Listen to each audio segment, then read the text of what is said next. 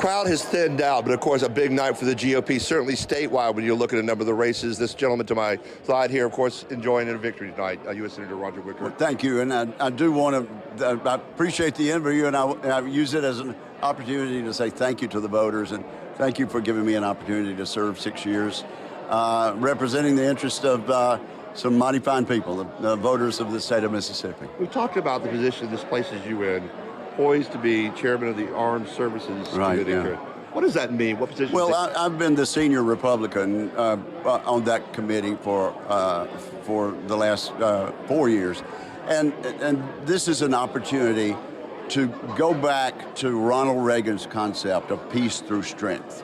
When Ronald Reagan was president for 8 years, and then George H.W. Bush after that, we had really 12 years where none of the aggressors around the world did anything hostile toward the United States.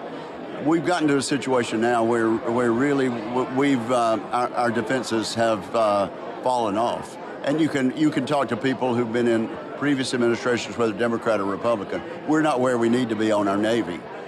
But part of the solution to that lies in Mississippi, and also in the submarine base. But we're not where we need to be in our Navy and our Air Force, and we don't compensate our people in the uniform, our men and women in uniform, as we should. So that's going to be an opportunity for me as chairman of the Armed Services Committee, if this majority that's been projected does hold, to work across the aisle, because we're going to have to do it with more than 60 votes, and build up our military so we can stay out of war. Peace through strength means that we tell this axis of aggressors that we're so powerful you won't take us on. And so we have strength, and that leads to peace. It keeps us out of war by having a strong military. If there's a Republican majority, if there's a Donald Trump in president, how do you turn the economy around, in your opinion? Well, I think one thing we do is we start taking care of the job creators.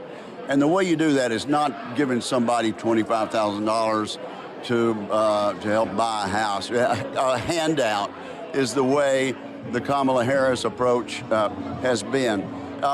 What we need to do is give incentives for small business people to hire more Americans. That's the way we create jobs in America. We love it when a big automobile manufacturer comes into town. It's great. But we create business in Mississippi and around the nation by small businesses. And when we can relieve them of their regulatory burden, we can give them a little bit of a tax break. They can use that money to do what? To hire more Americans and hire more Mississippians. That worked during the Trump administration, and we need to get back to that. Any other thoughts before we wrap up? Well, I just appreciate the opportunity. I appreciate the press coming out here tonight, and we're having a good night. We don't know if we've quite got it done, but the voters have spoken, and we're going to live with that nationwide. Congratulations, U.S. Senator Roger Wicker, enjoying a victory tonight as we continue to follow the returns that are coming in here for the GOP. I'll toss it back to you.